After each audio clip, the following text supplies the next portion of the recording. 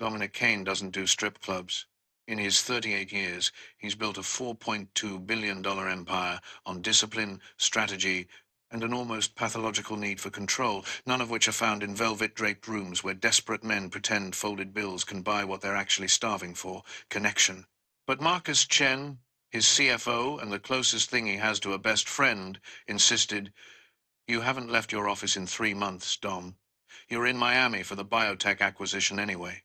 One night, 2 hours.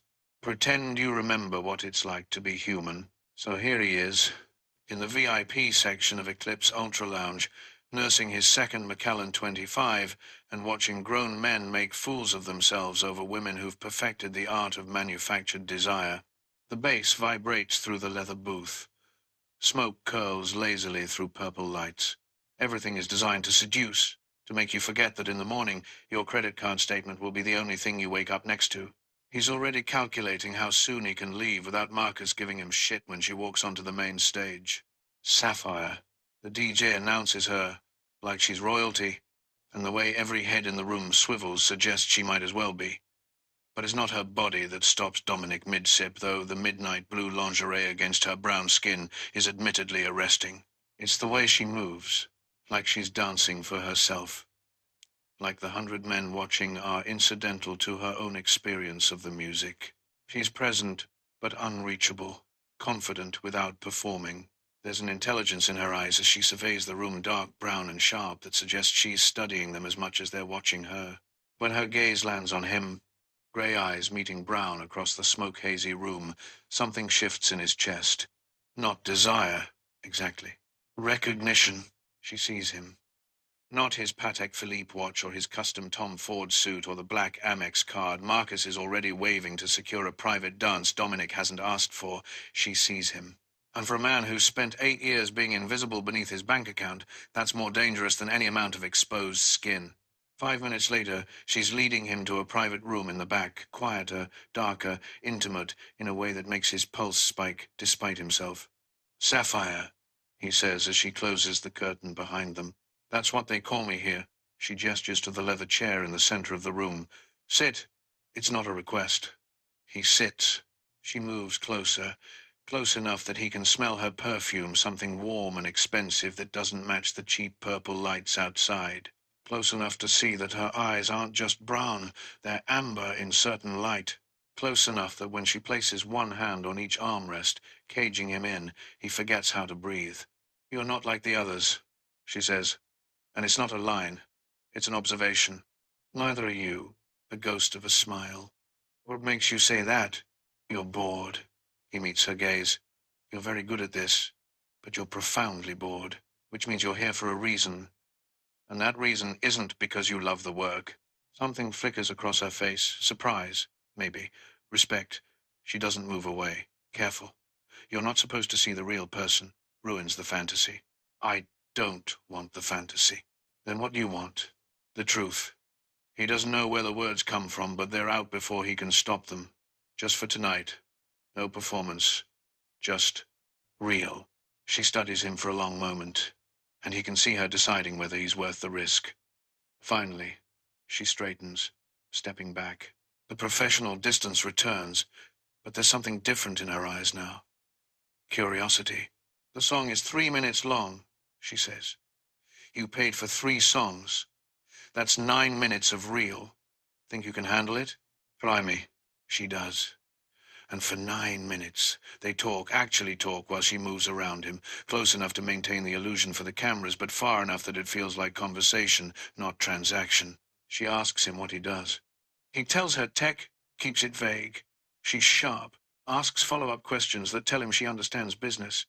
When he asks what she does outside of here, she hesitates. "Pre-med," she finally says. "Or I was. Life got complicated." "Complicated how?" "That's minute 10. You're out of time." But neither of them moves. "Have dinner with me." The words surprise them both. She's walking him back to the main floor, professional mask firmly in place, when he stops her with a hand on her wrist, gentle, asking permission. "I don't do that," she says automatically. "I know. Neither do I. But here we are." He releases her wrist immediately, respects the boundary. There's a diner 2 blocks from here. 24 hours. Terrible coffee. Probably amazing pie. No expectations. Just finish the conversation. She should say no. Every instinct she's cultivated over 2 years of this work screams at her to say no. But there's something about the way he looks at her like she's a puzzle he wants to solve, not a body he wants to possess. 1 hour, she hears herself say. And we're going Dutch. His smile is slow, genuine. Deal. The diner is exactly as promised. Fluorescent lights, red vinyl booths, a waitress who looks like she stopped caring sometime in 1987. They're the only customers at 3 in the morning. She orders coffee and apple pie. He orders the same, even though he probably hasn't eaten diner pie in a decade. So, she says, fork hovering over her plate, tech executive who doesn't do strip clubs ends up in one anyway. What's the story? Friend intervention. Apparently I've forgotten how to be human. Have you? He considers this. Probably. I'm better with algorithms than people. Why? Algorithms are predictable. People aren't. And you like predictable. I like control. The honesty surprises him. I need it, actually. If I don't control something, it controls me. She nods slowly, like she understands more than he's said. And pre-med student who ends up dancing. What's that story? Her turn to hesitate. But something about the empty diner, the terrible coffee, the fact that she'll never see him again makes her answer honestly. My mum got sick. Stage 3. Ovarian cancer. The bills were. She stops. Swallows. They were insurmountable. I deferred school. Got a job that could actually make a dent. 6 more months, and the debt's cleared. Then I go back, finish my MD, and pretend this chapter never happened. That's not a detour. That's heroic. She laughs, but it's brittle. Tell that to my former classmates, or my mum, who thinks I'm managing a hotel. She doesn't know? Would you tell your mother you're stripping to pay her medical bills? Talk about a guilt cocktail. She takes a bite of pie, clearly done with that topic. Your turn. What's the algorithm genius running from? He could deflect. Should deflect. Instead, the fact that I built everything I have because I can't have the one thing I actually want, which is the traditional life, family, kids, all of it. He stares into his terrible coffee. Had some health issues in my 20s. The treatment saved my life but took that option off the table. So I built an empire instead. Turns out, you can't cuddle a stock portfolio at night. The vulnerability in his voice makes her chest ache. I'm sorry. Don't be. I made peace with it. A lie, and they both know it. Most days, they talk until the sun starts bleeding pink along the horizon. About her mother's prognosis. Good, thankfully. About his company, he still doesn't name it. About what they'd do if money and circumstance weren't factors. She'd open a free clinic, he'd fund medical research full-time. When the check comes, she grabs it before he can. We said Dutch. We did. But he puts down cash anyway, enough to cover both meals and a 50% tip. Consider mine a donation to the free clinic fund. She should be annoyed. Instead, she's charmed, despite herself. Outside, his car is waiting. A sleek black Mercedes that probably costs more than her entire year's salary. Her apartment is a 15-minute bus ride in the opposite direction. This is where it ends. Where it should end. I had a good time, she says, and means it. Really good. You're... She stops, searching for words. You're not what I expected. Neither are you, Sapphire. Zara, she corrects before she can stop herself. My real name, it's Zara, Dominic. He extends his hand formally, and she laughs as she shakes it. Nice to meet you, Dominic. Nice to meet you, Zara. They stand there, hands clasped, and the air between them shifts, thickens with possibility and want, and the terrible knowledge that some moments can't be repeated, only remembered. I should go, she says, but doesn't move. You should, he agrees, but doesn't release her hand. This was it. Can't be anything more than this. You know that, right? I know. Good, because I don't do this. I don't meet men like you, and... She stops. I have a plan. 6 months. I can't afford distractions. I understand. And he does. He also understands that he's about to do something monumentally stupid. But hypothetically, if you were the kind of person who did accept distractions, and I were the kind of person who believed in terrible timing and perfect moments, would you invite me up? Her breath catches. Every rule she's made for herself, every boundary she's maintained, every promise she's kept, all of it wars with the simple fact that she wants this. Wants him.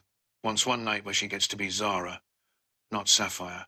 Not the responsible daughter. Not the woman with the plan. Just Zara. Wanting someone who looks at her like she's luminous. My apartment is nothing like what you're used to, she warns. I don't care. And this is just tonight. Tomorrow, we go back to being strangers. Just tonight, he agrees, even though the words taste like a lie. She takes his hand. Then yes, hypothetically, I'd invite you up. Her apartment is a studio in a neighborhood his GPS tried to reroute him away from. Third floor walk-up, floral wallpaper that's seen better decades, second-hand furniture that's clean but worn. It's perfect. She's nervous suddenly, seeing her life through his eyes. I know it's not.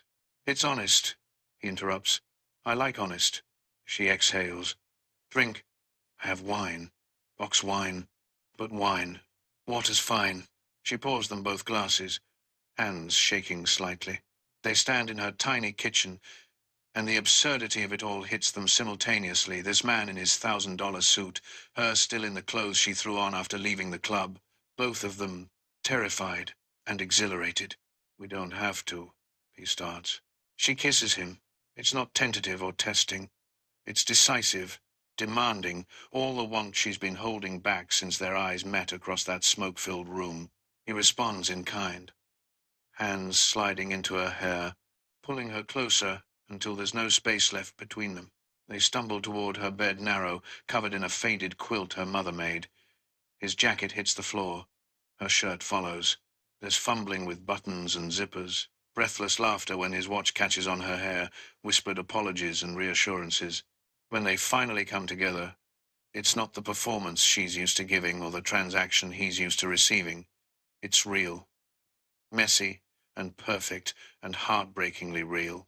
After, they lie tangled in sheets that smell like her laundry detergent, lavender and something sweet, and watch the sunrise paint her walls gold. His expensive watch gleams on her second-hand nightstand, the contrast almost poetic. Can I ask you something? Her voice is soft, drowsy. Anything? Earlier, you said you can't have the traditional life, the health thing. What did you mean? He's quiet for so long she thinks he won't answer. Finally, I had cancer. Testicular. Caught it early, treated aggressively. I'm fine now, completely clear. But the treatment, it damaged things. The chances of me ever having biological children are somewhere between slim and impossible. Maybe 1%, according to my doctors. Possibly less. She rolls to face him, and the compassion in her eyes nearly undoes him. I'm sorry. Ancient history. I've had 8 years to make peace with it. Have you? Some days. He traces the curve of her shoulder absently.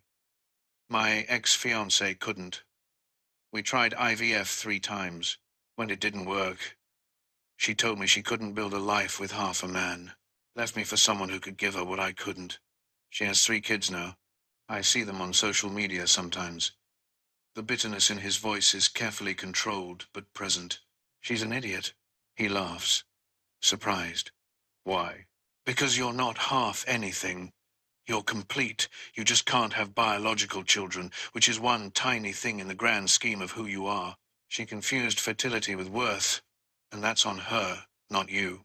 Something cracks in his chest, something that's been calcified for years. You don't know me well enough to say that. I know enough. I know you paid my mother's medical bills tonight without realizing it. That tip was probably more than she makes in a month. I know you asked me real questions and listened to real answers. I know you looked at me like I was a person, not a product. That's enough. He pulls her closer, and they lie there in comfortable silence until she speaks again. My turn for confessions. My mum doesn't know what I really do. She thinks I manage events at the club. She'd be devastated if she knew I was dancing to pay her medical bills. The guilt would destroy her. Zara's voice cracks. Sometimes I wonder if I'm doing this for her or for myself to prove I can fix things, you know. Like if I can save her, I can save anything, even myself. You don't need saving, Zara. You need support. There's a difference. Yeah, well, support is a luxury when you're drowning. He wants to argue, to offer to fix everything, but he knows that's not what she needs. So instead, he just holds her as the sun climbs higher. His phone buzzes at 7:30, the real world intruding on their stolen night. New York, emergency board meeting. His jet is fueled and waiting. I have to go, he says, and hates himself for it. I know. They dress in silence, the magic of the night evaporating in the harsh morning light. He looks wrong in her apartment now, too expensive, too polished, too clearly from a different world. At her door, he hesitates. Can I have your number? She wants to say yes. God, she wants to say yes. But she knows better. Men like him don't end up with women like her. This was a fantasy, beautiful but temporary. Let's not ruin it, she says gently. Last night was perfect, because it was contained. The moment we try to make it something more, reality sets in. You're a tech executive. I'm a stripper trying to survive. That's not a fairy tale. That's a disaster waiting to happen. Zara, thank you.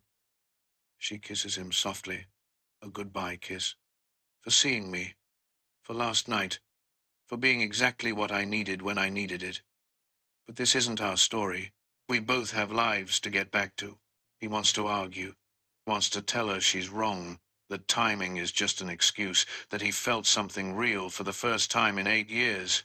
But her eyes are already distant. Already protecting herself. And he respects her too much to push. Take care of yourself, he finally says. You too. She watches from her window as his Mercedes pulls away, sun glinting off black paint. Just before he turns the corner, she sees it.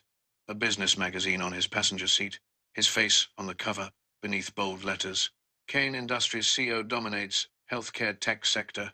Kane, Dominic Kane, the billionaire she's been reading about for months in her business classes. The man whose company is revolutionizing medical technology. The man whose net worth could probably pay off her mother's bills 1,000 times over. Her hand moves unconsciously to her stomach, flat, unchanged, completely unaware that in 6 weeks everything will be different. She lets the curtain fall and turns away from the window, already trying to forget the grey-eyed stranger who felt like home for 8 hours. Trying and failing. 6 weeks later, Zara Mitchell is standing in the bathroom of her Miami apartment at 6 in the morning, staring at 3 plastic sticks that are systematically destroying her carefully constructed life plan. Positive. All 3 of them. Aggressively, undeniably positive. No, she whispers to her reflection. No, no. But her body has been telling her for days. The exhaustion that sleep doesn't touch. The nausea that hits in waves.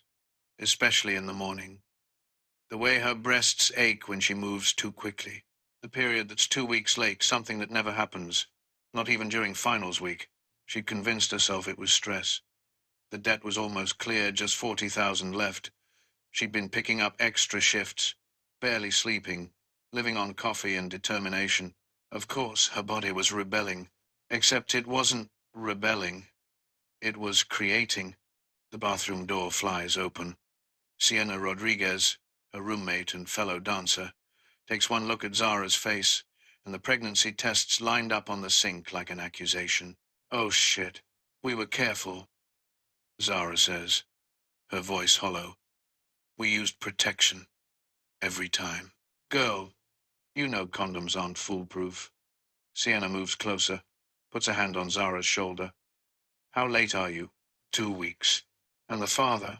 Zara laughs, a brittle sound. One night, 6 weeks ago, I don't even have his number. That's not entirely true. She knows exactly who he is, Dominic Kane, tech billionaire. Impossible man who looked at her like she mattered. She's Googled him approximately 700 times since that night, hating herself for each search, learning that he's 38, self-made, intensely private, that his company is worth billions, that he was engaged once but it ended badly, that he's so far out of her league they're not even playing the same sport. Do you know where to find him? Sienna asks carefully. Yes, but Sai, he told me, her voice breaks.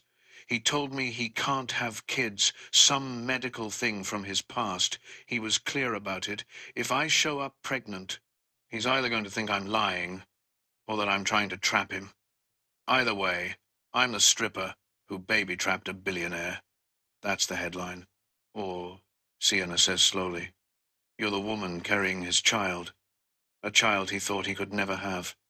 Ever think maybe this is a miracle and not a trap? Zara slides down the wall until she's sitting on the cold tile floor. I can't afford a baby, Sai. I'm still 40,000 in debt. I'm supposed to go back to school in 4 months. My mom is barely in remission.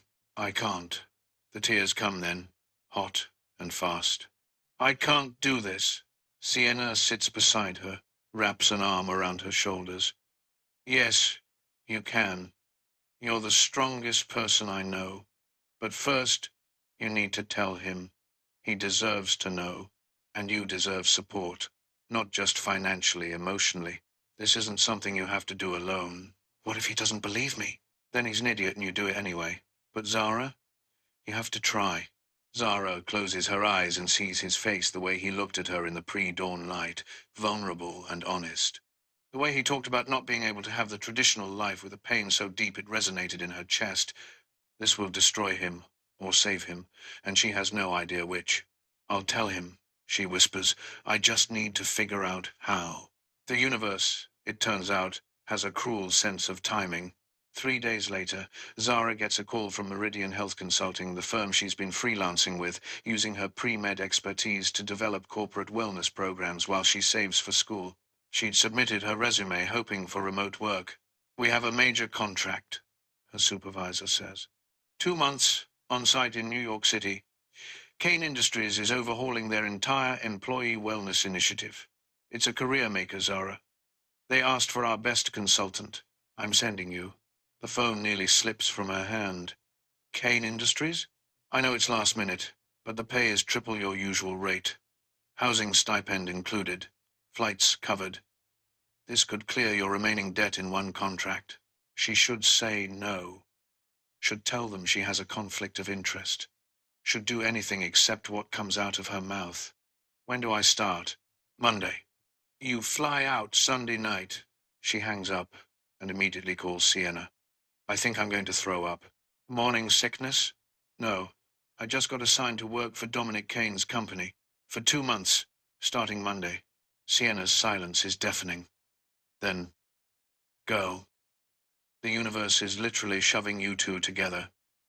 You have to tell him now. In person. This is fate. This is a nightmare. Same thing. Depending on your perspective. Dominic Kane hasn't slept properly in 6 weeks. He tells himself it's because the biotech acquisition fell through, because the FDA approval on their new diagnostic software is delayed, because Q4 projections are down. He tells himself it has nothing to do with a brown-eyed woman in a Miami apartment who made him feel human for 8 hours before vanishing back into the city like she was never real at all. He called twice. She didn't answer. He got the message. So he buried himself in work, the way he always does. 18-hour days, back-to-back meetings. A focus so intense that Marcus finally cornered him in his office at midnight. You're spiraling. I'm working. You haven't left this building in 3 days. You're sleeping in your office. This isn't healthy, even for you. I'm fine. You're not. Not since Miami. Marcus leaned against the desk. What happened that night? You came back different. Nothing happened. I met someone. It didn't work out. End of story. If it's the end of the story, why do you look like someone died? Dominic didn't answer. Couldn't answer. Because how do you explain that you found something you didn't know you were looking for, held it for 8 perfect hours, and then watched it slip through your fingers because you were too broken to deserve it? Now, Monday morning, He's in the main conference room with his entire executive board, discussing the corporate wellness initiative that Catherine, his mother and board chair, has been pushing for months. Employee satisfaction is at an all-time low, she says crisply. Burnout is costing us millions in turnover. We need a comprehensive wellness overhaul, and we need it now. Which is why, Marcus adds, we've contracted with Meridian Health Consulting. They're sending their top consultant. She arrives today. She? Catherine's eyebrow arches. She has a background in molecular biology and pre-med. Published research on workplace stress reduction. Glowing recommendations. Plus, she's available immediately for the 2-month intensive we need. Dominic barely registers the conversation. He's reviewing the acquisition contracts, trying to salvage something from the biotech disaster when his assistant's voice crackles through the intercom. Mr. Kane? The consultant from Meridian is here. Send her in, Marcus says before Dominic can respond. The conference room door opens. Time doesn't stop, that's a romance novel cliché, but Dominic's brain certainly does. Because walking into his boardroom, portfolio in hand, and visitor badge clipped to her navy blazer, is Zara Mitchell. Her eyes find his across the table. He watches the color drain from her face, watches her hand tighten on her portfolio until her knuckles go white. She's different professional clothes instead of club wear, hair in a sleek bun instead of loose curls, but it's unmistakably her, the woman from Miami. The woman he's thought about every single day for 6 weeks, in his boardroom, about to work for him for 2 months. Mr. Kane. Her voice is steady, professional, betraying nothing. Board members. I'm Zara Mitchell with Meridian Health Consulting. Thank you for this opportunity. Dominic can't speak, can barely breathe. His mother is watching him curiously, noticing his reaction. Marcus recovers first, standing to shake Zara's hand. Miss Mitchell, welcome. Please, have a seat. We're eager to hear your preliminary assessment. She sits, spine straight, and opens her portfolio. If she's rattled, she doesn't show it.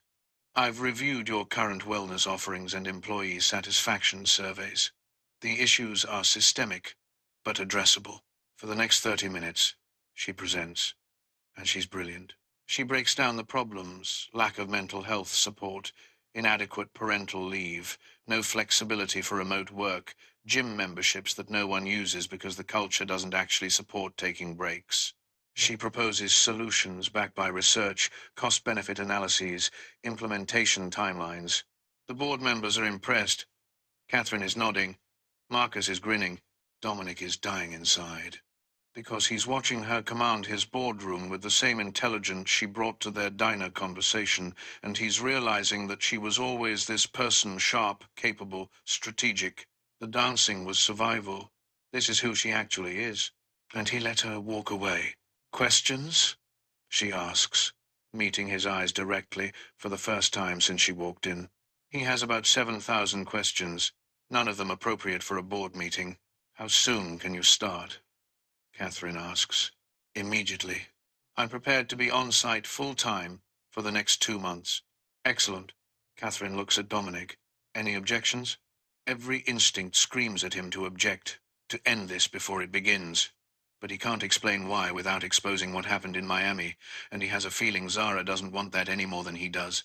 No objections, he hears himself say. Welcome to Kane Industries, Miss Mitchell. The formal title feels like a knife. She flinches, barely perceptible, but he sees it. Thank you, Mr. Kane. The meeting concludes. Board members shake her hand, welcome her. Marcus lingers, shooting Dominic a look that clearly says we need to talk, but Dominic can't deal with Marcus right now. As the room empties, Zara moves toward the door. Miss Mitchell. His voice stops her. My office. Now. She turns, and for a moment the professional mask slips. He sees fear there, and something else, something that looks like desperation. Of course, she says quietly. The walk to his private office is silent and suffocating. His assistant tries to intercept with messages. He waves her off. Not now. Not when his entire world is tilting sideways. He opens his office door, gestures for Zara to enter, then closes it behind them with a decisive click. They stand on opposite sides of the room, her by the door, him by the windows overlooking Manhattan. Neither speaks for a long moment. Finally, she breaks the silence. I didn't know you'd be my client. You didn't know.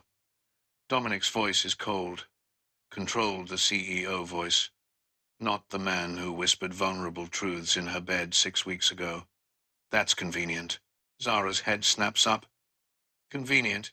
You think I orchestrated this? You're a smart woman, Zara. You knew who I was.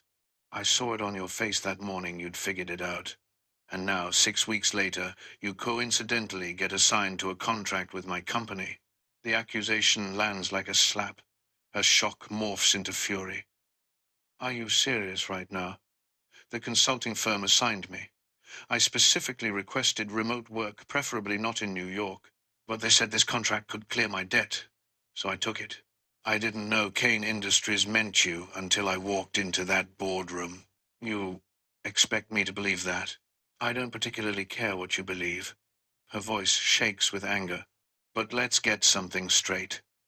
I'm a pre-med student, working my ass off to save my mother's life and finish my education. That night with you was the first time in 2 years I did something just for me. And now you've turned it into a transaction? Into some kind of con? What am I supposed to think? You wouldn't give me your number. You said we couldn't turn it into something more. And now you're here. About to spend 2 months working for me, with access to what? Your money? Your connections? She laughs bitterly. You really think that little of me? That I'm just another woman trying to trap the billionaire? I didn't say that. You didn't have to. She grabs her portfolio, moves toward the door. This was a mistake. I'll call Meridian, tell them I have a conflict of interest, and request a replacement consultant. You'll never have to see me again. Zara. Wait. No. She spins back, and there are tears in her eyes now, though her voice is steady. You don't get to do this. You don't get to make me feel small because you're scared. That night was real, Dominic. At least it was for me. I'm sorry if you can't believe that, but that's your damage, not mine. He opens his mouth to respond, to apologize, to explain that he's terrified because he hasn't been able to stop thinking about her when she sways suddenly. The color drains from her face. She grabs his desk for support. Zara. His anger evaporates instantly, replaced by concern. He's at her side in 3 strides. When did you last eat? This morning. She pulls away from him, presses a hand to her mouth. I need your bathroom. Through there. He points to the private bathroom attached to his office. She runs. He hears the door lock. Then the unmistakable sound of her being sick. His medical training from his cancer days kicks in. He fills a glass with water from his bar, grabs the crackers his assistant keeps stocked because she knows he forgets to eat. The pieces are clicking together in his mind, but he's afraid to let them form a complete picture. When she emerges 5 minutes later, she's pale and shaking, mascara smudged under her eyes, all the professional polish stripped away, leaving only a terrified woman trying desperately to hold herself together. He hands her the water. She drinks it gratefully. Thank you, she whispers. They stand in silence. He's looking at her differently now, really looking, the exhaustion in her face, the way her blazer seems slightly too tight across her chest, the protective way her hand hovers near her stomach. No, it's impossible. How far along? His voice comes out hoarse. Zara's eyes snap to his. For a moment, she considers lying, running, anything but confirming what she sees, dawning on his face. But she's tired. So tired of carrying this alone for 3 days, of trying to figure out how to tell him, of being terrified and hopeful and furious all at once. 6 weeks, she says quietly. The glass of water he's holding nearly slips from his hand. He sets it down carefully on his desk, like the simple action requires all his concentration. That's impossible. The words are automatic, defensive. I told you, I'm infertile. The cancer treatment. I know what you told me. She's still shaking, but her voice is steady. I know what you believe. And I have 3 positive pregnancy tests that say otherwise. Who else have you been with? The question is a reflex. born from years of believing his body failed him, but the moment it leaves his mouth, he regrets it. Because the way her face closes off, the way hurt flashes across her features before anger replaces it, he knows he's made a terrible mistake. Get out, she says, voice dangerously quiet. Zara, get out. Louder now. Or better yet, I'll leave. Since apparently you think I'm the kind of person who would sleep with multiple men in a span of weeks and then try to pin a pregnancy on the richest one. That's not what I meant. That's exactly what you meant. She's gathering her things, shoving papers into her portfolio with shaking hands. You want a paternity test? Fine. I'll take it. I'll take 10 of them. Because unlike you, I'm not afraid of the truth. He's blocking her path to the door without realizing it. If this is real, if this is somehow mine, if, the word comes out like a gunshot. You think I flew to New York, took a job consulting for a man I slept with once, just to trap him with someone else's baby? You think that's my master plan? I don't know what to think. His control finally cracks. Do you understand what you're telling me? I've spent 8 years accepting that I'll never have children. 8 years building a life around that certainty. And now you're standing here saying that one night, one impossible night, changed everything. How am I supposed to process that? I don't know, she shouts back. You think I know how to process this?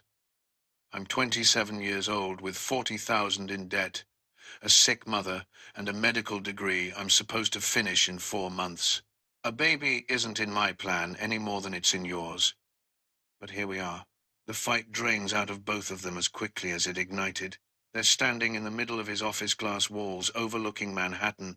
Everything sleek and expensive and utterly inadequate for the conversation they're having. I'm sorry, he says, finally, for asking about other men. That was. I know you're not that person. I'm just terrified. She finishes. I know. So am I. He runs a hand through his hair, a gesture she remembers from that morning in her apartment. The doctors said less than 1% chance. Possibly 0. They were very clear. Less than 1% isn't 0, Dominic. It's improbable, not impossible. She sits in one of his office chairs before her legs give out. I didn't plan this. I don't want your money. I just thought, her voice cracks. I thought you deserved to know. And honestly, I thought maybe, just maybe, this was something you'd want. Something you thought you could never have. He's staring at her like she's speaking a language he doesn't understand. Want? A child. Your child. The thing you told me you'd made peace with never having. She meets his eyes. Was that a lie? No, but I made peace with it because I had to. Because wanting something impossible is torture. He sits heavily in the chair beside hers. If I let myself believe this, if I let myself hope, and it's not mine, it will destroy me. More than the cancer did, more than Melissa leaving did, more than all of it combined. Then take the test. She pulls a card from her purse, hands it to him. My doctor can do a prenatal paternity test. Non-invasive, blood draw from me, DNA sample from you. Results in 3 to 5 days. If you're not the father, you never have to see me again. I'll finish this contract remotely and disappear. He stares at the card like it's a live grenade. And if I am, then we figure it out. Like adults. Like partners. But I need you to know something right now. I'm keeping this baby. Whether you believe it's yours or not, whether you want to be involved or not, this child exists. And I'm going to love it and give it the best life I can, even if that means doing it alone. The strength in her voice, the certainty, it reminds him why he fell for her in the first place. She's not a victim. She's not someone who needs saving. She's a warrior who happens to be fighting a battle she didn't choose. I believe you, he says quietly. About there being no one else. I don't know why I said that. Old wounds, I guess. Melissa used to. He stops. It doesn't matter. I believe you. Okay? And I want the test. Not because I don't trust you, but because I need to know. One way or the other. I need certainty. I understand. They sit in silence, the magnitude of what's happening settling over them like snow. Outside his window, the city continues oblivious, uncaring. Inside this glass office, Two people are facing the impossible together. When's your next doctor's appointment? He asks. Thursday, 2 o'clock. I'll be there. For the test. He looks at her. If that's okay. She nods, throat tight. This isn't how she imagined this conversation going, but somehow they've arrived at something that looks like mutual understanding. Fragile, tentative, but there. Then his phone buzzes. He glances at it, a message from his mother. Impressive consultant, but rather young. Make sure she's properly supervised. The implication is clear. Catherine doesn't trust Zara, sees her as a potential liability. If she knew about the pregnancy, about their night together. What? Zara asks, reading his face. Nothing. Just, he's calculating, already trying to figure out how to manage this, how to protect the company, protect his reputation, protect her from the media circus that would erupt if this got out. We should keep this quiet until we know for sure. Her expression shifts. Keep it quiet. Just until the paternity results come back. It's better for everyone if... Better for everyone, or better for you. She stands, anger returning. You're already ashamed of me. That's not what I said. You don't have to. I can see it on your face. You're thinking about optics, about what your board will say, about how it looks that the CEO knocked up the consultant, or worse, that the CEO knocked up a stripper, because that's what I really am to you, isn't it? Zara, you're twisting my words. Am I? Because from where I'm standing, you just went from asking who else I slept with to wanting to hide me away until you have proof I'm not lying. That sounds like a man who's ashamed. I'm trying to protect you. His voice rises. Do you have any idea what the media would do to you if this got out? They'd tear you apart. Every detail of your life would be examined. Your work at Eclipse, your mother's illness, your debt, all of it, would become public entertainment. I'm trying to spare you that. By erasing me? By pretending I don't exist? She's crying now, angry tears. I've been invisible my whole life, Dominic. The girl working 3 jobs to survive, the daughter too proud to ask for help. The stripper everyone looks through instead of at. That night, you saw me. Actually saw me. And now you want to make me invisible again until it's convenient for you to acknowledge me? That's not fair. None of this is fair. She grabs her portfolio, heads for the door. You know what? I quit. The consulting contract. This conversation. All of it. I'll take the paternity test and send you the results. But I'm not going to stand here and let you treat me like a problem to be managed.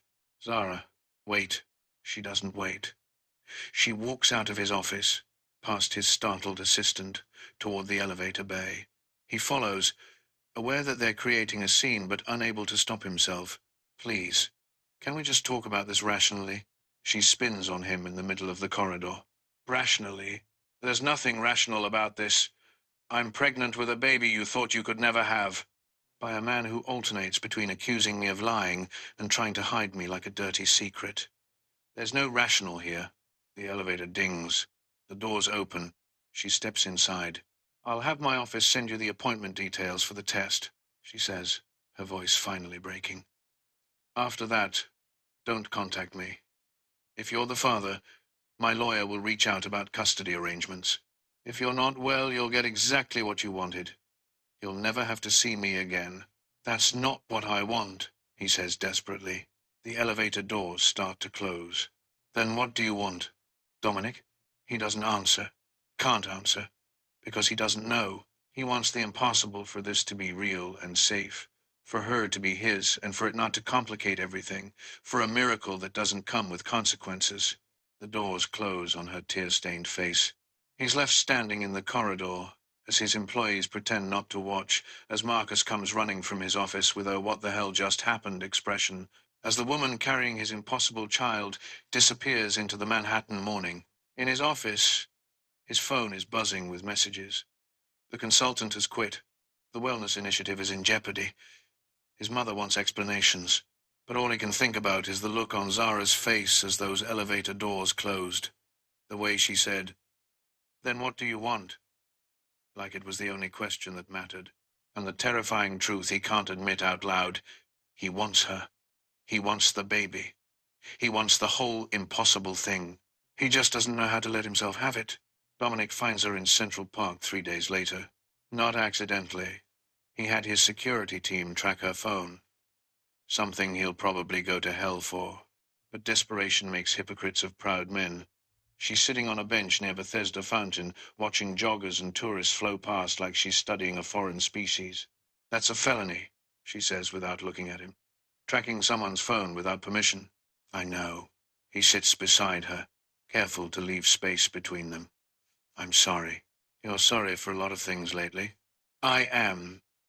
He watches a little girl chase pigeons, her father filming on his phone. The simple joy of it makes his chest ache. "I handled everything wrong. The accusations, the request for secrecy, all of it. I was scared, and I made you pay for my fear. That's not okay." She finally looks at him. She's wearing jeans and a University of Miami sweatshirt, no makeup, hair pulled back. She looks young and exhausted and impossibly beautiful. "Why are you here, Dominic?"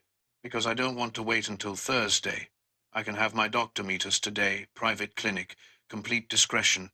We can do the paternity test now, get the results by early next week. And then we'll know." "And then what?" "Then we figure it out. Together. No more hiding. No more accusations. Just honesty." He turns to face her fully. "I'm asking for a chance to do this right. Starting now." She studies him for a long moment, searching for something in his face. "You really believe I'm telling the truth?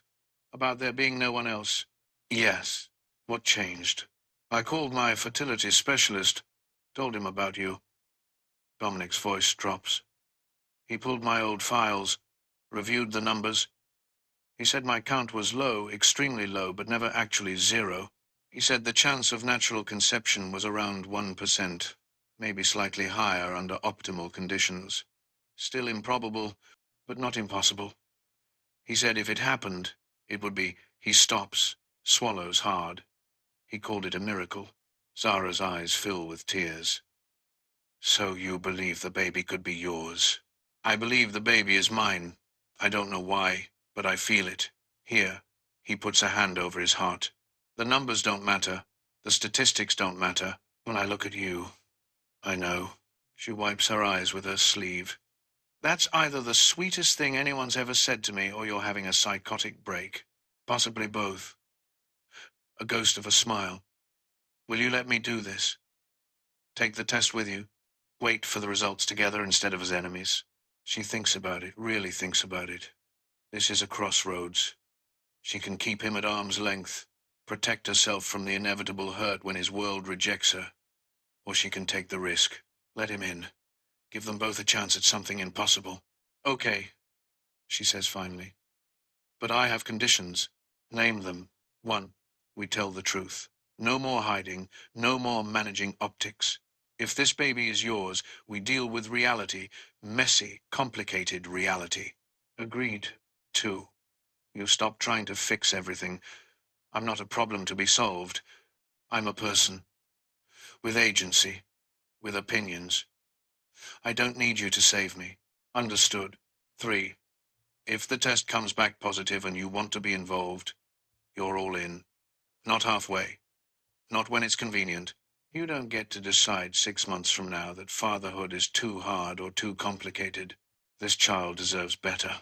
His jaw tightens. If that baby is mine, I will move heaven and earth to be the father it deserves. That's a promise. She nods slowly. Then call your doctor. Let's get some answers. The clinic is discreet, a brownstone on the Upper East Side that looks like a private residence. Doctor Rachel Okonkwo, a Nigerian-American OB-GYN with kind eyes and no-nonsense demeanor, greets them personally. "Mr. Kane, and you must be Zara." She shakes both their hands. "I understand we're doing a prenatal paternity test today?" "Yes," Zara says. "Non-invasive if possible." "Absolutely." "We'll do a blood draw from you, Zara. The baby's DNA is already circulating in your bloodstream. And a cheek swab from you, Mr. Kane. Simple, safe, and highly accurate. Results typically take 5 to 7 business days, but I've put a rush on this. You should have answers by Monday. The procedure is quick and clinical. Zara sits in the examination chair while the nurse draws blood. Dominic stands nearby, and she's surprised when he reaches for her hand during the needle stick. I hate needles, she admits. So do I. Comes with the cancer territory. He squeezes her hand. But you're tougher than me. You're not even flinching. Comes with the poverty territory. You get used to free clinics and bored phlebotomists. When it's his turn for the cheek swab, she watches him follow the nurse's instructions, open mouth, swab inside of cheek, hold for 15 seconds. Such a simple thing. But the weight of it, the fact that this test will either confirm or destroy everything, hangs heavy in the air. Dr. Okonkwo processes the samples personally.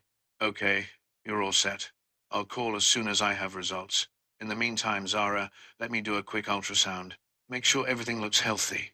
Zara tenses. Is that necessary? Standard procedure for a 6-week pregnancy. Unless you'd prefer to wait? Dominic looks at Zara. Your choice. She's terrified.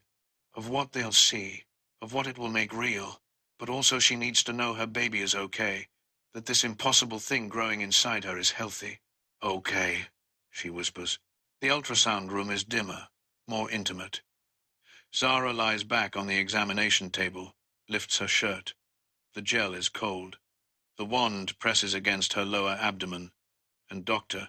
Okonkwo studies the screen with practiced focus. There, she says softly, turning the monitor so they can see. It's barely anything, a tiny blob on a grainy screen, a flutter that might be imagination. But Dr. Okonkwo points to it with reverence. That's your baby, measuring right on track for 6 weeks, and that... She adjusts the volume. A rapid whooshing sound fills the room. That's the heartbeat. Zara's breath catches. Dominic's hand finds hers again, gripping tight. It's real, he says hoarsely. God, Zara, it's real. She's crying. He's crying. Dr. Okonkwo hands them tissues with a knowing smile. Congratulations, she says. Regardless of what the paternity test shows, you're definitely pregnant with a healthy baby. Due date is approximately late July. They leave the clinic in a daze. Dominic's driver is waiting, but neither of them moves toward the car. I can't believe we just heard. Zara starts. I know. It made it real. Before, it was just tests and nausea and fear. But that sound changed everything. He looks at her. I'm already attached. Is that crazy? The test results aren't even back yet, and I'm already emotionally attached to that little blob on the screen. Not crazy. Terrifying, but not crazy. She shivers in the October wind. What do we do for the next 5 days? We wait. And maybe, he hesitates, maybe we get to know each other. The real versions. Not the one-night fantasy, or the professional consultant. Just Dominic and Zara, figuring this out. Like dating? Like not being strangers who are having a baby together. Despite everything, she laughs. That's the weirdest courtship pitch I've ever heard. Is it working? Maybe. She looks up at him. But I'm staying at my hotel. We're not rushing anything physical, and you're buying coffee, because I can't drink it anymore, and that makes me irrationally angry. Deal. The next 5 days develop a rhythm. Every morning, he texts. How are you feeling? She responds honestly, nauseous but functional, or exhausted. This baby is a vampire, or craving pickles and ice cream like a cliché. They meet for breakfast, always at diners, nothing fancy. He learns she likes her pancakes with strawberries, not syrup.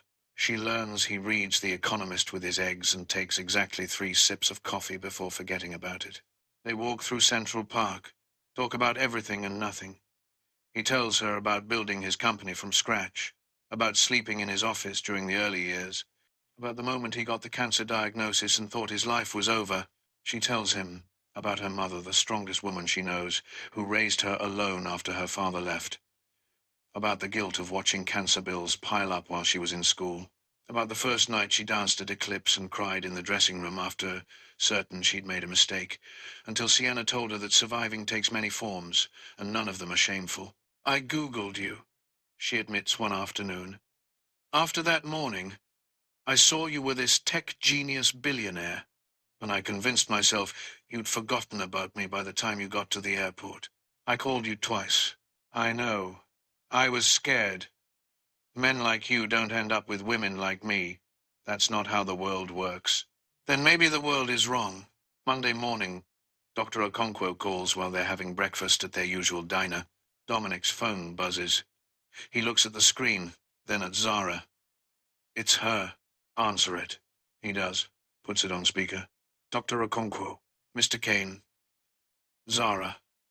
I have your results. A pause that lasts a lifetime. The probability of paternity is 99.9%.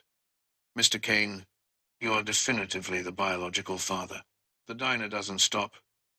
Waitresses still pour coffee. The cook still flips eggs. But for Dominic and Zara, everything stops. Say that again, Dominic whispers. You're the father.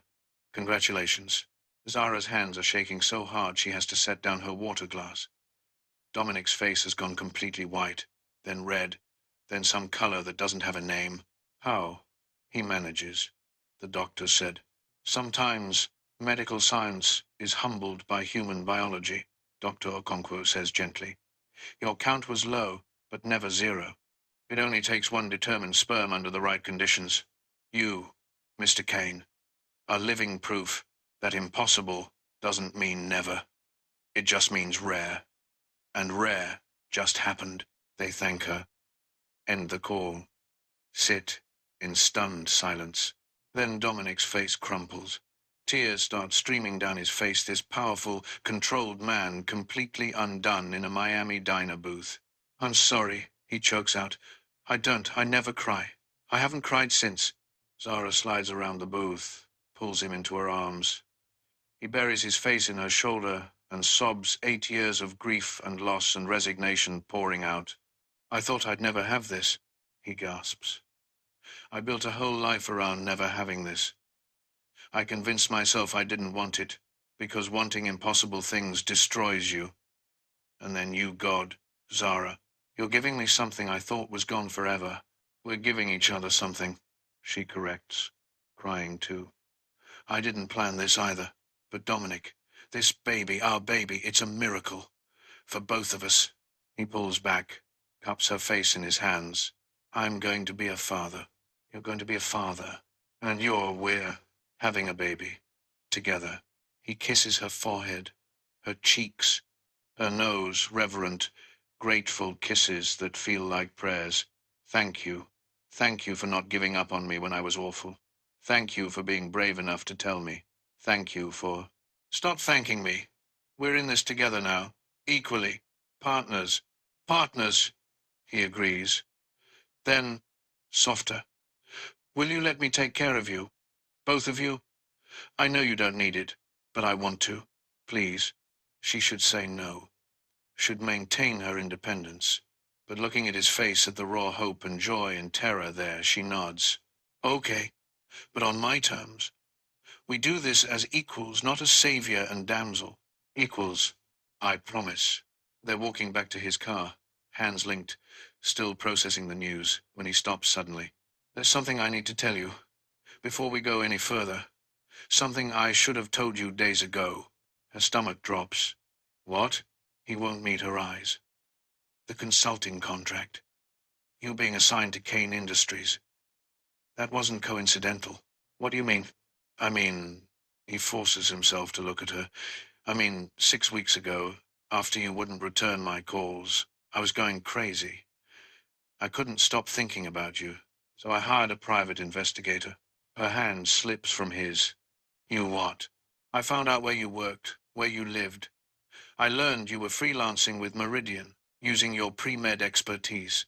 And when my company decided to contract a wellness consultant, he stops, hating himself. I specifically requested Meridian. I saw your profile in their consultant database, and I manipulated the contract to bring you here, to New York. To me. She stares at him like he's a stranger. You tracked me down. Yes. You manipulated my job to force me back into your life. Yes. And you were planning to tell me this when, exactly? After the baby was born? Never? I'm telling you now. His voice cracks with desperation. I know it was wrong. I know it violated your privacy and your autonomy. But Zara, I couldn't let you go. That night with you was the first time in 8 years I felt human, whole. And when you wouldn't answer my calls, when you said we couldn't be anything more, I couldn't accept it. So I created a reason for us to be in the same city again. You created. She laughs, but it's a hollow sound. You didn't create a reason. You manufactured one. You took away my choice. I didn't know about the pregnancy then. I just wanted to see you again. To convince you we could be something real. By lying, by manipulating, by treating me like a target acquisition instead of a person. Her voice rises. People on the sidewalk are starting to stare. Do you have any idea how that makes me feel? I thought God. I actually thought the universe was giving us a sign, that fate brought us together. But it wasn't fate. It was you, pulling strings, playing puppet master with my life. I'm sorry. Sorry doesn't fix this. She's backing away from him now, tears streaming down her face. You just spent 5 days convincing me you see me as an equal, as a partner. But you don't. You see me as something to control, something to manage and manipulate until it fits into your perfect plan. That's not true, isn't it? You tracked me like a possession.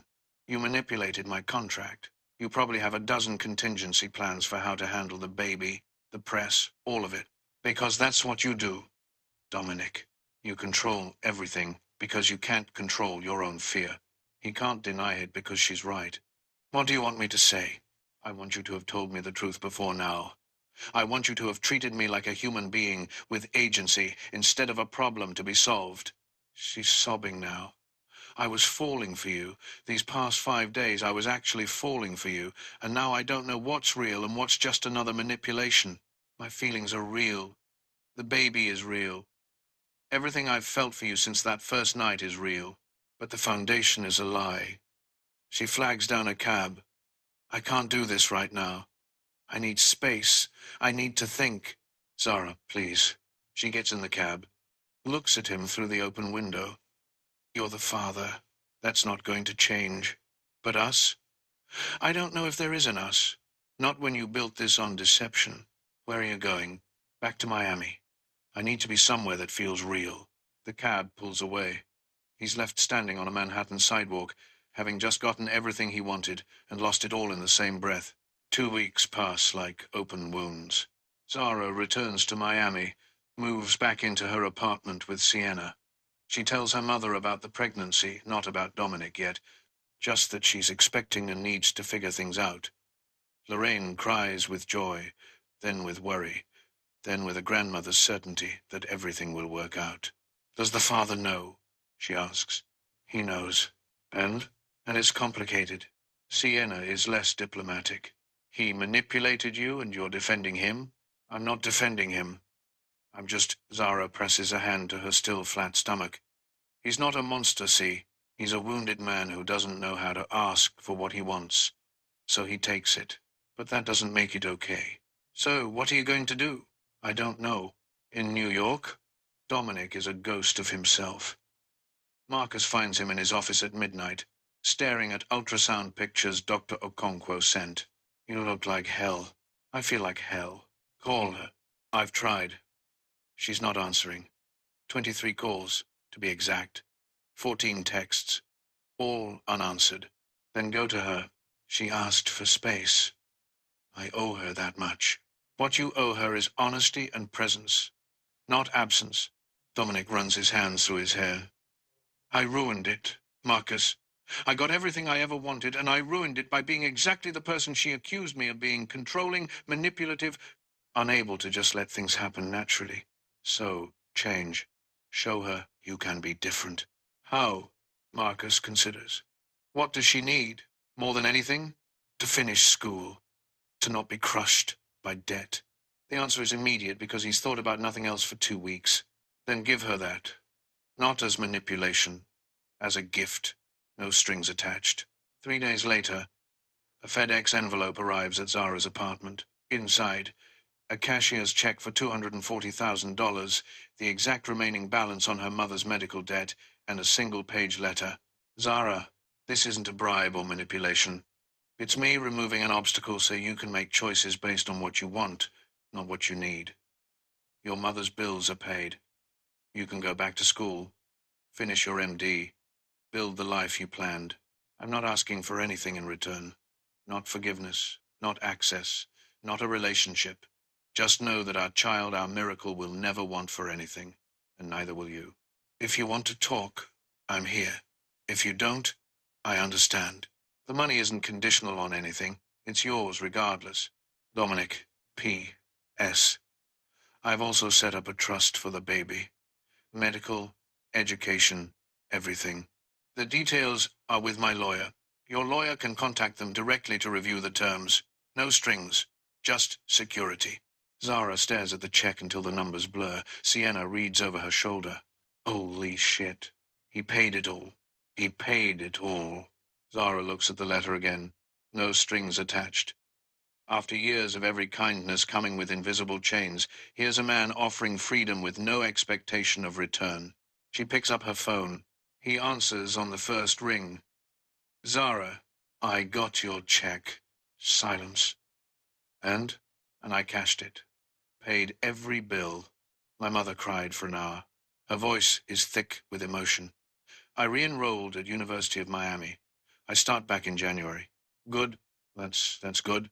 Why did you do it? Because you deserve the chance to choose your life, not just survive it. She closes her eyes. We need to talk. In person.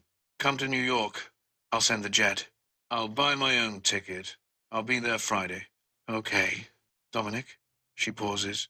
Thank you. For the check. For removing the obstacle. For giving me a choice. You're welcome. Friday. She shows up at his penthouse, unannounced. Security calls up, Zara Mitchell to see you, and he nearly trips racing to the elevator. She's standing there in jeans and a leather jacket, carrying a professional folder. Still so young, still so strong. 2 weeks apart, and she's somehow more beautiful. Hi, she says. Hi. He can't stop staring. Come in. Please. His penthouse is ridiculous, floor-to-ceiling windows, minimalist furniture, art that costs more than her previous year's salary. She looks around, then at him. We need to talk about logistics, custody, support, medical decisions. She opens the folder. I had a lawyer draw up a proposed agreement. It's fair 50-50 custody once the baby's old enough. Joint medical and educational decisions. No financial support beyond the trust you already set up. He takes the papers, reads them carefully. They're more than fair. They're generous. They give him everything he could legally ask for while protecting her autonomy completely. He sets them on the coffee table, then picks them up and tears them in half. What are you doing? She's stunned. I don't want a contract with you, Zara. I don't want lawyers mediating every interaction or custody schedules determining when I can see my child, our child. I want... He stops, struggling for words. I don't know how to do this. I've spent my entire adult life operating from contracts and contingency plans and controlled outcomes. But you make me want to try something different, something terrifying. What? Trust, he says simply. Not a legal document, not a binding agreement, just two people who trust each other enough to figure it out as they go. She's shaking her head. That's not realistic. What if we disagree? What if? Then we'll disagree. And we'll work it out. Like adults. Like partners. He steps closer. Zara, I've been wrong about so many things. I was wrong to manipulate your contract. Wrong to try to control how we revealed the pregnancy. Wrong to think I could manage you like a business problem. But I'm not wrong about this. What we have, what we could have, is too important to reduce to legal terms. You're asking me to trust you after you've proven you can't be trusted. No, I'm asking you to let me earn your trust back. Day by day. Decision by decision. No more secrets. No more manipulation. Just honesty, even when it's uncomfortable. She wants to say no. Every survival instinct says protect yourself, get it in writing, don't rely on promises from men who've already hurt you. But she's so tired of protecting herself, of being strong and alone and terrified. Why? She whispers. Why should I give you another chance? He doesn't hesitate. Because when I'm with you, I'm not the man who failed his own body. I'm not the CEO who controls everything to avoid feeling anything. I'm not broken, or incomplete, or half of something. I'm just me, Dominic. A guy who makes terrible jokes and drinks too much coffee, and is absolutely terrified of being a father but wants to try anyway. You see the real me, Zara. The one underneath all the money and the armor. And you make me believe that person is enough. His voice cracks on the last word. Tears shine in his eyes but don't fall. That night in Miami, you told me I wasn't half a man because I couldn't have children. You said I was complete, and I wanted to believe you, but I didn't. I'd spent 8 years internalizing that I was fundamentally less than, that my worth was diminished by my infertility. But then you got pregnant, impossibly, miraculously pregnant, and it wasn't just about the baby. It was about you proving that I'm not broken, that my body didn't fail, that I'm worthy of.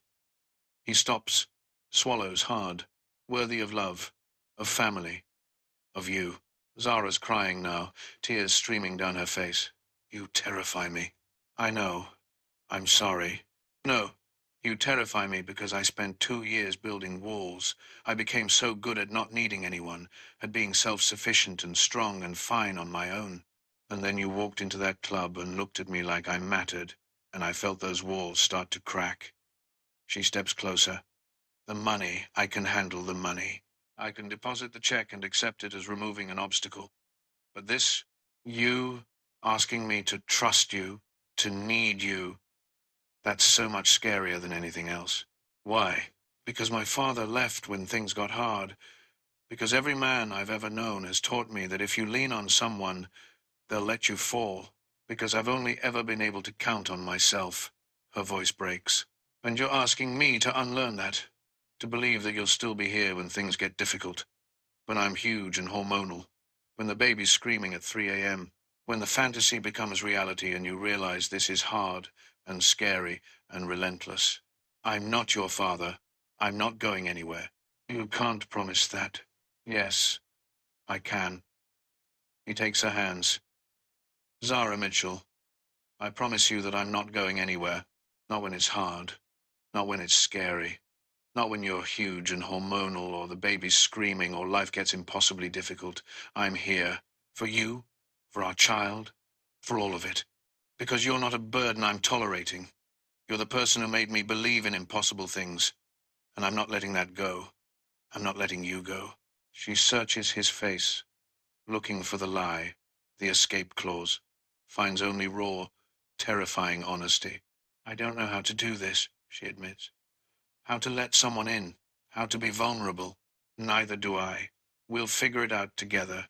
Make 1,000 mistakes and fix them. Have fights and make up. Be messy and real and human. He pulls her closer. No more contracts.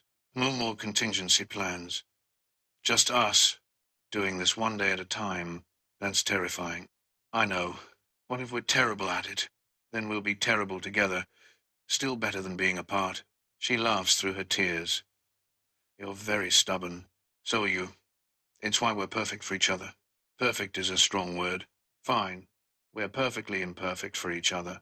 She looks up at him, this man who paid her mother's debt, who cried in a diner, who just tore up legal documents because he wants trust instead of contracts. This impossible, complicated, terrified man who sees her, really sees her. Hi, she says softly. I'm Zara Mitchell. I'm 27. I'm in pre-med, and I'm having your baby. And I'm scared out of my mind, but I want to try this. With you. For real this time. His smile is tremulous, grateful. I'm Dominic Kane. I'm 38. I run a tech company, and I'm absolutely terrified of how much I already care about you and this baby. But I'm all in. No holding back. No more walls. No more walls, she agrees, and then he kisses her. Not the desperate, heated kisses from their first night. This is different, tender, and careful, and full of promise. His hands cup her face like she's precious. Her fingers grip his shirt like an anchor. They kiss like they're sealing a pact, like they're choosing each other despite every reason not to. When they finally break apart, both breathless, she rests her forehead against his. So what now? Now? He smiles. Now we order terrible takeout, sit on this ridiculously expensive couch, and plan the least conventional parenting partnership in history. Sounds perfect. Perfectly imperfect. Exactly. 3 months later, Zara is visibly pregnant and impossibly happy. She's back in Miami, finishing her final semester remotely while living in the waterfront condo Dominic insisted on leasing. Not a gift, a practical necessity since I'm there half the time anyway. Her morning sickness has finally subsided. The baby is healthy. And somehow, against all odds, they're making it work. He flies to Miami every weekend. She flies to New York twice a month.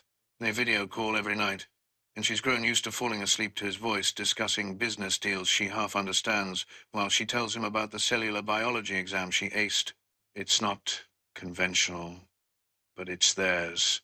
We need to tell people, Dominic says one Sunday morning, his hand resting on the small bump visible beneath her sleep shirt. They're in bed in the Miami condo, sunlight streaming through floor-to-ceiling windows. Real people. Not just Marcus and Sienna. Your mother, Zara says flatly. Among others, the board will need to know. The press will find out eventually. Better to control the narrative. She sits up, suddenly anxious. Your mother hates me. She doesn't know you. She knows I was the consultant who quit after one day. That's not exactly a stellar first impression. Zara pulls her knees up well, as much as she can with the baby bump. Dominic, she's going to see me as exactly what I am. The stripper who got pregnant and trapped her son. You didn't trap me. And she'll see that once she meets you properly. He sounds more confident than he feels. When? This weekend. Dinner at her place. You, me, her. We tell her about the baby, about us, about everything. That sounds like a nightmare. It might be, but we're doing this together, remember? No more hiding. She takes a deep breath. Okay, but if she throws me out, you're buying me the most expensive ice cream in Manhattan. Deal. Catherine Kane's Upper East Side townhouse is a monument to old-money crystal chandeliers, original artwork, furniture that's probably worth more than Zara's entire education. She greets them at the door in Chanel and pearls, her smile warm for Dominic, glacial for Zara. Miss Mitchell, what a surprise to see you again. Mrs. Kane, thank you for having me. Dinner is excruciating. Catherine asks polite, pointed questions designed to highlight every difference between Zara's world and theirs. Where did you grow up? Public school, Zara answers. What do your parents do? My mother's a nurse. My father left when I was young. What do you do for work? I'm finishing my pre-med degree. Dominic keeps trying to steer the conversation, but Catherine is relentless in her subtle dissection. Finally, over dessert, Dominic takes Zara's hand. Mother, we have something to tell you. Zara and I are together. And she's pregnant. You're going to be a grandmother. The silence is deafening. Catherine sets down her wine glass with precision. I see. And how far along are you, Miss Mitchell? 14 weeks. 14 weeks. Catherine's smile is sharp as a blade. And you've known my son for how long? 5 months. 5 months. She looks at Dominic. Dominic, darling, might I speak with you privately? Anything you need to say, you can say in front of Zara. Very well. Catherine's warmth evaporates. This is a disaster. You understand that, don't you? A consultant you barely knew, pregnant within weeks of meeting you, conveniently carrying the child you thought you could never have. Do you hear how that sounds? It sounds like a miracle, Dominic says coldly. It sounds like a trap. Catherine turns to Zara. No offense, my dear, but you must understand my concern. My son is worth billions. He's vulnerable because of his condition. And suddenly you appear pregnant with his impossible child? Forgive me for being skeptical. Zara's face is stone. I took a paternity test. 99.9% match. Your son is the father. Tests can be manipulated. Mother. Dominic's voice is dangerous. I'm protecting you. This woman worked as an exotic dancer, Dominic. Did you know that? Did she tell you? Zara goes white. Dominic's jaw clenches. Yes, I knew. She told me everything. And it doesn't change anything. It changes everything. Catherine stands. She's not one of us. She doesn't understand our world, our responsibilities. You're the CEO of a billion-dollar company. You need a partner who can navigate that world, not someone who... Stop. Zara stands too, dignity wrapped around her like armor. Mrs. Kane, I understand your concern. I do. But I'm not going anywhere. I'm having your son's child. Whether you approve or not, whether you like me or not, I'm going to be in his life, in your grandchild's life. So you can choose to accept that and get to know me, or you can choose to be cruel. But it won't change the facts. She walks out. Dominic follows without a word to his mother. In the car, Zara brakes. She looked me up. She knows about Eclipse. I don't care. She'll tell people. The board, the press. Let her. I'm not ashamed of you. I won't let anyone make you ashamed of yourself. But driving back to his penthouse, they both know. The easy part is over. Now comes the war. 2 weeks later, Dominic has to attend a tech conference in Manhattan, unavoidable, high-profile, full of investors and competitors. Zara flies up to support him, though she'd rather be in Miami finishing her pharmacology assignment. She's 4 months now, bump visible in the elegant maternity dress Dominic's stylist selected. She feels exposed, on display. Everyone at this conference knows who Dominic is. Soon they'll know who she is too. You don't have to come to the networking reception, Dominic says as they dress in their hotel suite. It's going to be boring handshakes and business talk. I want to be there, support you, show these people I'm not hiding. You're incredible. You know that? She smooths her dress. I'm terrified, but I'm good at faking confidence. The reception is exactly as awful as expected. Crystal glasses, forced laughter, people sizing each other up while pretending to care about innovation. Zara stays close to Dominic, shaking hands, smiling politely when people congratulate them on the baby. Then she sees her. Melissa Hartford, now Melissa Ashford, according to the name tag across the room. She's stunning in a red dress, blonde hair perfect, diamonds glittering, and she's staring directly at Dominic with an expression Zara can't quite read. That's her, Zara whispers. Your ex. Dominic follows her gaze, tenses. What the hell is she doing here? Her name tag says Ashford Enterprises. Richard Ashford is my biggest competitor. He's been trying to poach my clients for years. Dominic's hand finds Zara's back, protective. If she approaches us, let me handle it. Of course, she approaches them. Dominic, how wonderful to see you. Melissa's smile is pageant perfect. Her eyes rake over Zara with surgical precision. And you must be the famous consultant. Congratulations on the baby. I heard you're expecting. Thank you, Zara says evenly. It's so wonderful that modern medicine can work miracles. The implication hangs in the air. I know how devastated Dominic was about his condition. He must be thrilled. Ecstatic, Dominic says coldly. Melissa, what are you doing here? My husband's company is co-hosting. I'm just being social. She sips her champagne. Though I have to admit, I was surprised to hear you were expecting, given what the doctors told us during our attempts. Zara's stomach drops. This is intentional. Melissa is planting doubt in front of people who will gossip. Melissa, Dominic starts. I'm just saying, it's remarkable. 3 rounds of IVF with me. Nothing.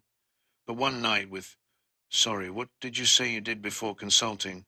I didn't, Zara says quietly. Right. Well, anyway, it's remarkable. Almost too good to be true, wouldn't you say? Melissa's smile is poison. But I'm sure everything is exactly as it seems. Enjoy your evening. She glides away, leaving a bomb in her wake. They leave the reception early. Zara is quiet in the car. Dominic is seething. She was trying to start rumors, he says. Classic Melissa. She can't stand that I'm happy. She knew exactly what she was doing. Zara stares out the window at Manhattan lights, planting the idea that I'm a liar, that the baby isn't yours. Everyone knows we took a paternity test. The results are ironclad. Are they? He looks at her sharply. What? I'm just saying I was a stripper, Dominic. Now I'm pregnant with your miracle baby. How does that look to people who don't know us, who only see the surface? I don't care how it looks. You should, because your board cares. Your investors care. And Melissa just gave them all a reason to question everything. They're arguing in circles when his phone buzzes. An email from an unknown address. Subject line, thought you should know. He opens it. Inside, photographs, social media, screenshots, dating app, messages. All allegedly from Zara's accounts. All allegedly from 5 months ago, right around when they met. The photos show her with a man, not intimate, but friendly. Dinner dates, coffee shops. One photo of them laughing, his arm around her shoulders. The dating profile says, in a relationship with status changed 4 weeks before Miami. The messages appear to show her actively dating this man right up until she met Dominic. What the hell is this? Dominic's voice is ice. Zara grabs the phone, scrolls through the images. Her blood runs cold. This is fake. Dominic, I swear to God, this is fake. That's your face. Your Instagram. You're photoshopped. Fabricated. I don't know how she did it, but Zara's hands are shaking. Yes, I dated someone casually 6 months ago. We went out maybe 3 times. I broke it off before Miami. But this, she points to the relationship status, the timeline, the messages. This is fabricated. I never said any of these things. These look real, Zara, because they're designed to. Dominic, think. Melissa has resources. Her husband has resources. You really think it's coincidence that these photos surface right after she corners us at that conference? So, you're saying my ex-fiancé is framing you? Yes, that's exactly what I'm saying. He wants to believe her. God, he wants to believe her. But the photos are damning. The timeline matches, and there's a voice in his head, the same voice that's whispered for 8 years, that he's broken, unworthy, easily fooled, saying, what if she's lying? I need to verify this, he says carefully. Have my security team check the metadata, confirm whether these are real or doctored. Are you serious right now? Zara's voice cracks. You need to verify? I'm telling you the truth, and you need to verify. It's not about trust. It's exactly about trust. She's crying now, furious and hurt. After everything, after the paternity test, after me flying here to support you, after 4 months of building something real, you're still looking for proof that I'm lying? Zara, be reasonable. Reasonable? You want reasonable? Here's reasonable. If you don't believe me right now, in this moment, without needing investigators and metadata and proof, then you'll never believe me. And I can't live like that. Always one accusation away from you doubting everything. That's not fair, Dominic says. You lied about dating someone. You didn't tell me. Because it was over. Because it wasn't serious. Because I don't owe you a detailed history of every coffee date I've ever had. She's grabbing her things, shoving them into her bag. You know what? Verify all you want. Run your investigation. But I'm not staying here while you decide whether or not to believe me. Where are you going? Back to Miami, where at least people know I'm telling the truth. Zara. Wait. No. She's at the door. I've spent 4 months proving myself to you, to your mother, to your world. I thought we were past this. I thought we'd built something based on trust, not constant verification. But I was wrong. You're being irrational. I'm being honest. And if you can't see that, if one set of fake photos from your vindictive ex is enough to make you question everything, then maybe Melissa's right. Maybe this is too good to be true. Not because I'm lying, but because you're too broken to accept good things when they happen. The words land like bullets. Dominic goes white. That's not fair. Neither is this. She opens the door. Call me when you're ready to trust me. or don't. Either way, I'm done auditioning for the role of person worthy of belief. The baby is fine. I'll send you updates through my lawyer. You'll get custody according to whatever agreement we draw up. But us? There is no us. Not if you can be manipulated this easily. She walks out. Dominic stands frozen in his penthouse, surrounded by luxury and utterly alone, holding a phone full of lies designed to destroy them. And for a terrible moment, he's not sure if he should chase her or investigate first. By the time he decides chase her, always chase her, she's already on a flight back to Miami. 2 days after leaving New York, Zara wakes up to cramping and spotting. It's 3 in the morning. Sienna is at the club working a late shift. Her mother is in Coral Gables, 40 minutes away. And Zara is alone in her bathroom, staring at blood on tissue paper, terror clawing up her throat. "No," she whispers. "Please. No. Not the baby. Please." The cramping intensifies, sharp, insistent. She calls 911 with shaking hands, tries to sound calm when the dispatcher asks what's wrong. "I'm 17 weeks pregnant, and I'm bleeding. I need someone to come." The ambulance arrives in 8 minutes. Paramedics are kind but brisk, asking questions she can barely answer through her panic. When did the bleeding start? How much? Any pain? History of complications? "The baby was fine 2 days ago," she keeps saying. "We heard the heartbeat. The doctor said everything was perfect." They load her into the ambulance. She texts Sienna with trembling fingers. "Hospital. Baby. Come now." She should text Dominic. She knows she should. But the memory of his face looking at those fabricated photos, the moment of hesitation before he defended her, it keeps her finger hovering over his name without pressing send. She can't handle his doubt right now. Not when she might be losing the only miracle she's ever been given. Jackson Memorial Hospital. Emergency obstetrics ward.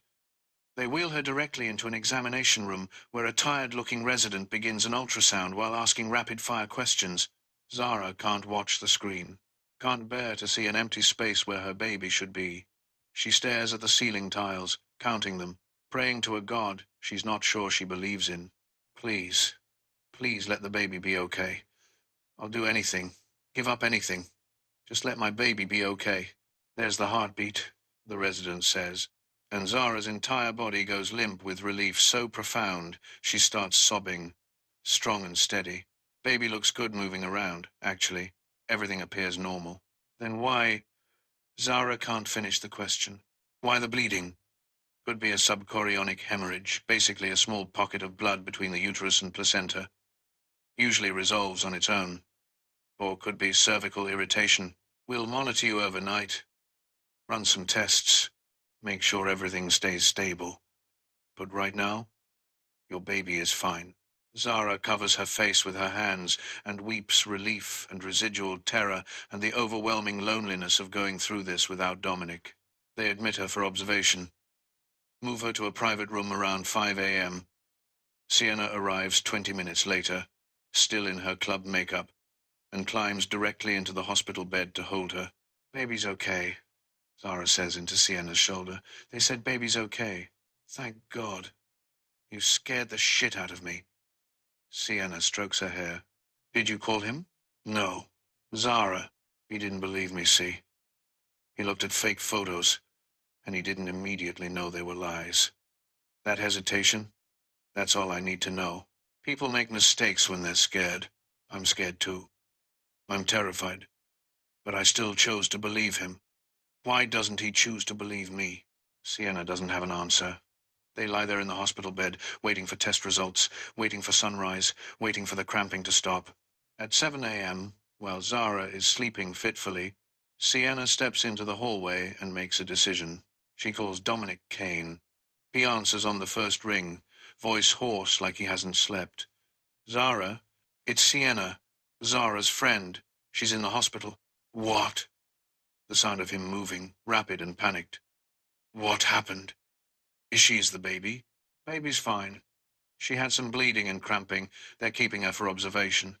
But Dominic, she's alone. Her mum's on the way, but won't be here for an hour. And she needs you.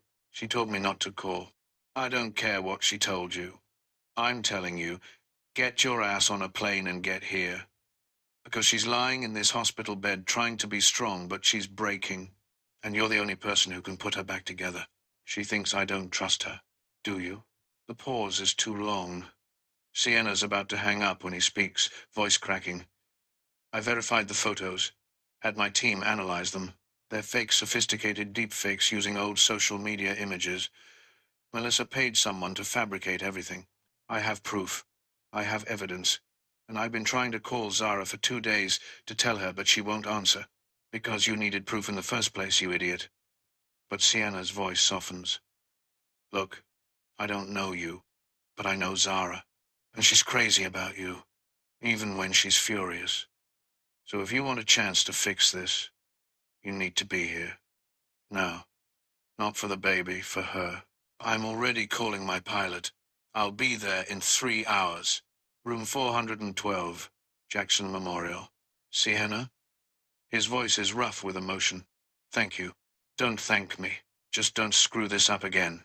Dominic Kane has never moved faster in his life. His jet is wheels up within 40 minutes. He spends the flight on the phone with his lawyer, forwarding the forensic analysis of Melissa's fabricated evidence, drafting a cease and desist, considering legal action. But mostly he stares out the window at clouds and thinks about Zara alone in a hospital bed. She almost lost the baby. She almost lost their miracle. And he wasn't there, because he chose investigation over trust, evidence over faith. His ex-fiancée's poison over the woman who's given him everything. Marcus was right. He's still broken, not physically, but emotionally. Still operating from a place of fear instead of love. But that ends today. He arrives at Jackson Memorial at 10:15 a.m., still in yesterday's clothes, unshaven, probably looking half deranged. Security tries to stop him visiting ours. Immediate family only, but one look at his face and they let him through. Room 412. He knocks softly. Hears Sienna say, "Come in." She's standing guard by the bed where Zara is sleeping. When she sees him, she nods once, grabs her purse, and walks past him, whispering, "Fix this." Then she's gone, and he's alone with Zara. She looks so young in the hospital bed, hooked up to monitors, one hand resting protectively on her belly. There are tear tracks on her face, dark circles under her eyes. She's wearing a hospital gown that swallows her frame. She's the most beautiful thing he's ever seen. He pulls a chair close to the bed, sits down carefully, takes her hand in his. Her eyes flutter open, focus on him, widen with surprise, then shutter with hurt. "What are you doing here?" Her voice is scratchy from crying. "Sienna called me, told me about the baby." He's gripping her hand like a lifeline. "Are you okay?" "We're fine. Minor bleeding. They're keeping me for observation, but everything's okay." "Thank God." His voice breaks. "Zara, I'm so sorry. I'm so fucking sorry." "For what?" "For not believing me? For choosing to investigate instead of trust? For all of it. For being a coward. For letting 8 years of wounds dictate how I respond to you. For not immediately knowing those photos were fake." He's crying now, tears streaming down his face. "The moment I saw them, I should have known. Should have trusted you without needing verification. But I didn't. I let Melissa get in my head, let my insecurities win, and I hurt you. Again." She tries to pull her hand away, but he holds on gently, desperately. "The photos were fake," he continues. "Sophisticated deepfakes using your old social media images. My forensic team confirmed it. Melissa paid someone to fabricate everything, the timeline, the messages, all of it. I have proof. I have evidence. And I'm pursuing legal action against her and her husband for defamation and harassment." "You verified it." Her voice is flat. "You needed proof." "I did. And I hate myself for it." He slides from the chair to kneel beside her bed. "But Zara, here's the truth. Even before the verification came back, I knew. Deep down, I knew those photos were fake. I knew you were telling the truth. But I was so scared of being fooled again, of being the naive man who believes beautiful lies, that I couldn't just trust my gut. I couldn't just trust you. So why should I trust you now? Because I'm not asking you to trust me. I'm asking you to let me earn it back. His voice is raw, stripped of all defenses. I'm asking you to let me spend every day for the rest of my life proving that I see you, that I believe you, that you don't have to audition or perform or prove yourself worthy. You just are. Dominic, I'm broken, Zara. I admit it. 8 years of believing I'm fundamentally less than has warped how I see the world. I operate from fear and control because vulnerability feels like weakness. But you, his voice cracks completely, you make me want to be better. You make me believe I can be whole. Not because you fix me, but because you love me despite being broken. And I need to learn how to do the same for you. To love you without needing constant proof. To trust you because of who you are, not what you can verify. Zara is crying now too, silently, tears sliding into her hair. You hurt me. I know. You made me feel like I'm always one accusation away from losing you. I know, and I'm sorry. I'm so goddamn sorry. He rests his forehead against her hand. I love you, Zara. I'm in love with you. I think I have been since that first night in Miami, when you looked at me like I was a person instead of a portfolio. And I'm terrified of it because everyone I've ever loved has left. But that's my damage, not yours. And I need to stop making you pay for wounds you didn't inflict.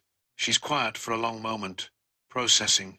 Finally, the photos really were fake, completely fabricated. I have the forensic report on my phone, metadata analysis, pixel comparison, everything. Melissa hired someone to create them using AI and your old Instagram photos. Why would she do that?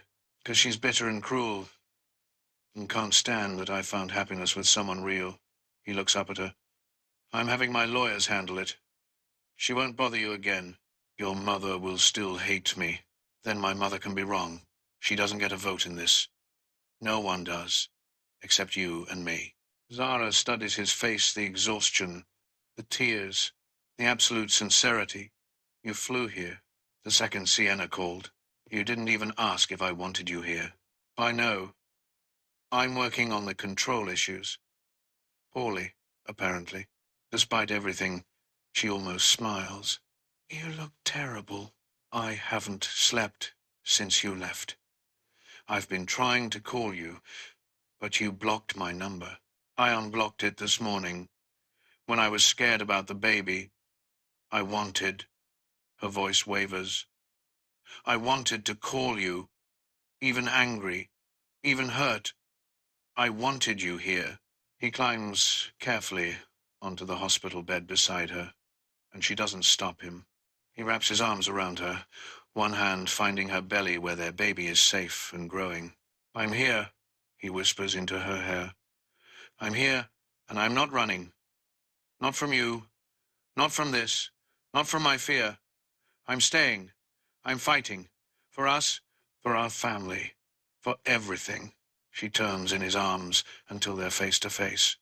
No more investigating, no more needing proof. If I tell you something, you believe me. Period. I believe you. Always. And no more letting other people dictate our relationship. Not your mother, not Melissa, not the board.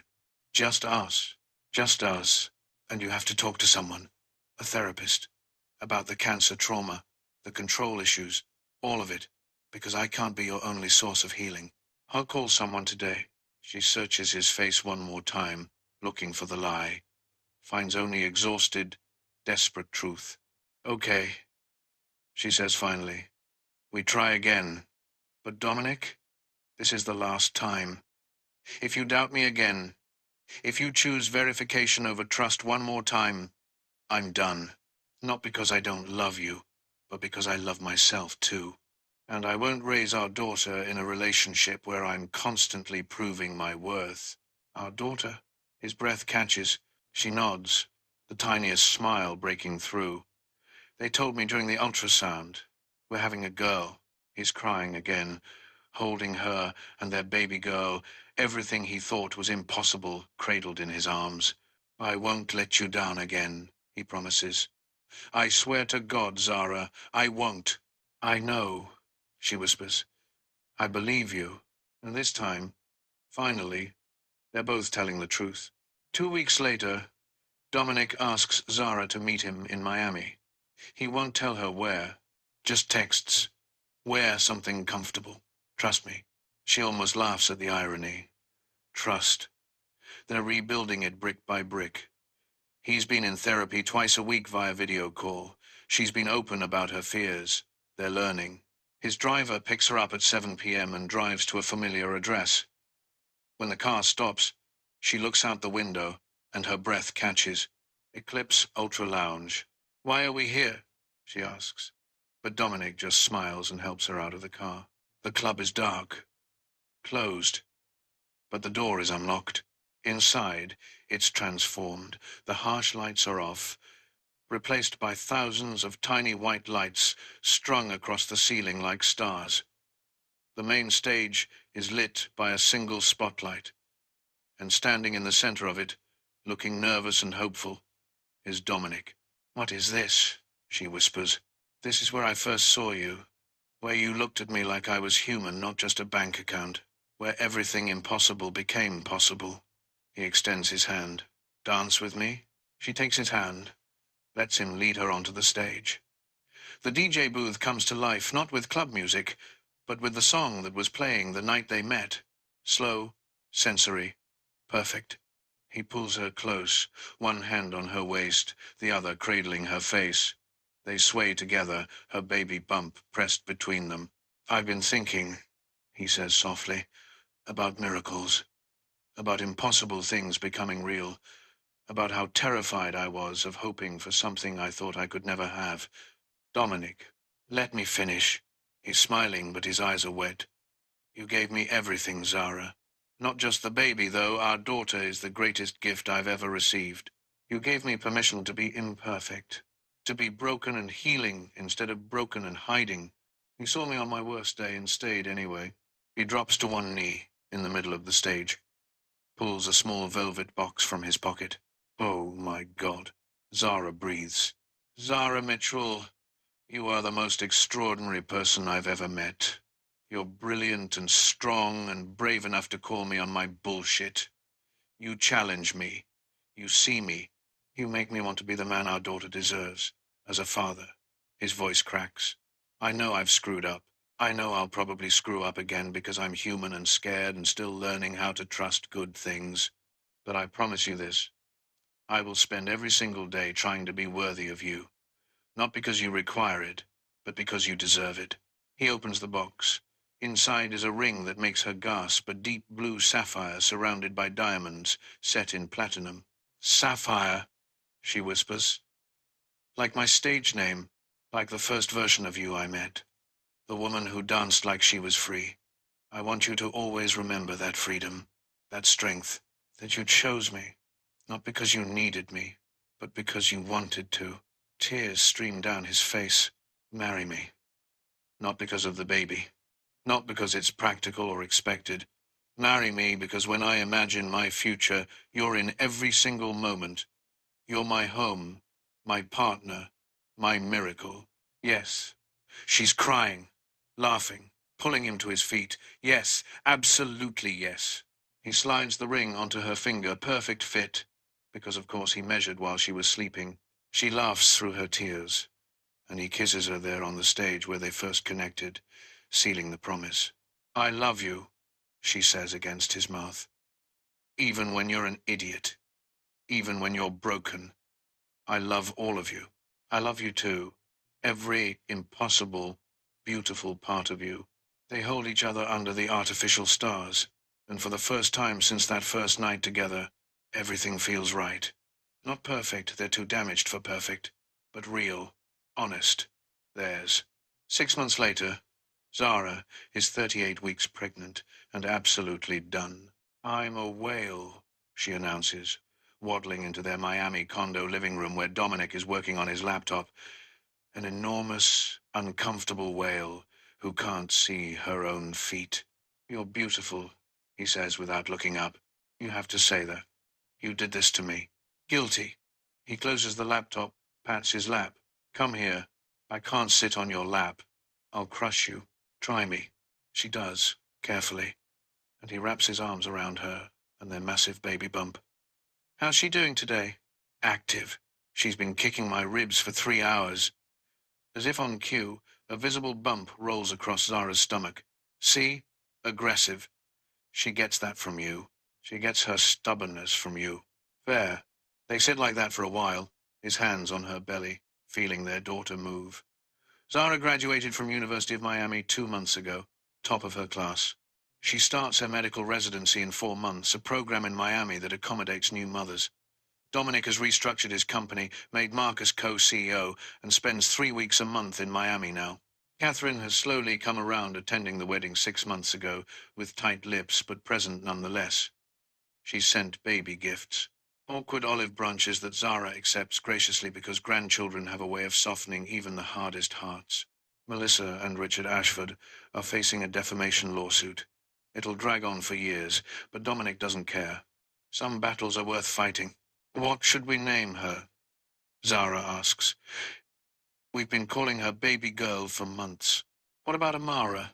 It means grace in Igbo. Amara Grace Kane Mitchell, Zara tests. I love it. Amara, it is. Then Zara gasps. Oh. Oh, what? Is she kicking again? No, my water just broke. The next 8 hours are a blur of controlled chaos. The hospital, the labor and delivery room. Dominic holding her hand through contractions, letting her squeeze until she's probably cutting off circulation. Dr. Okonkwo coaching her through pushes. The surreal moment when the pain peaks and breaks and suddenly there's a cry, thin and outraged and perfect. It's a girl, Dr. Okonkwo announces, though they already knew. Congratulations. They place Amara Grace Kane Mitchell on Zara's chest, vernix covered, screaming, impossibly tiny. 8 pounds, 2 ounces, 20 inches long, perfect in every impossible way. Dominic is wrecked. Completely destroyed by the sight of his daughter healthy and real, and here, she's so small, he whispers, touching Amara's tiny hand with one finger. She grips it immediately, and he makes a sound somewhere between a laugh and a sob. Do you want to hold her? Zara asks. I'm terrified. Welcome to parenthood. The nurse shows him how to support the head, cradle the body, and suddenly Dominic Kane, ruthless CEO, self-made billionaire, is holding 8 pounds of miracle and crying uncontrollably. Hi, Amara, he whispers. I'm your dad. I'm going to make so many mistakes, but I promise I'll love you with everything I have. You and your mum, you're my whole world. Amara yawns, unimpressed. Zara laughs, exhausted and radiant. She's perfect, Dominic says. Absolutely perfect. She is. Zara agrees. We did good. Later, when Amara is sleeping in her bassinet and Zara is dozing, Dominic sits in the chair beside the hospital bed and just watches them. His wife, his daughter, his family. Marcus visits. Takes approximately 7,000 photos. Lorraine arrives with tears and prayers and already knitted blankets. Sienna brings balloons and makes inappropriate jokes that make Zara laugh so hard her stitches hurt. But eventually, they all leave. And it's just the 3 of them, Dominic, Zara, and Amara, in the quiet of the hospital room. We did something impossible, Dominic says softly, looking at his daughter. Zara opens one eye. No. We did something inevitable. What? This. She gestures to all of them. You and me, Amara, this family. It wasn't impossible, it was just waiting for the right moment. For us to be brave enough to claim it. He leans over, kisses her forehead. I like that version better. I thought you might. Amara makes a small sound in her sleep, a hiccup or a dream, who knows. They both look at her, smiling like idiots. Thank you, Dominic whispers. For what? For seeing me. For believing in me. For giving me this. We gave each other this. Zara reaches for his hand. That's what partners do. Partners. Equals. A family built from broken pieces and impossible odds. Outside the window, Miami wakes up sunrise, painting the sky in shades of pink and gold. Inside room 412. 3 people sleep. A man who learned to trust. A woman who learned to lean. and a baby girl who'll never know how many people said she couldn't exist. But she does. They all do. And that's the only miracle that matters.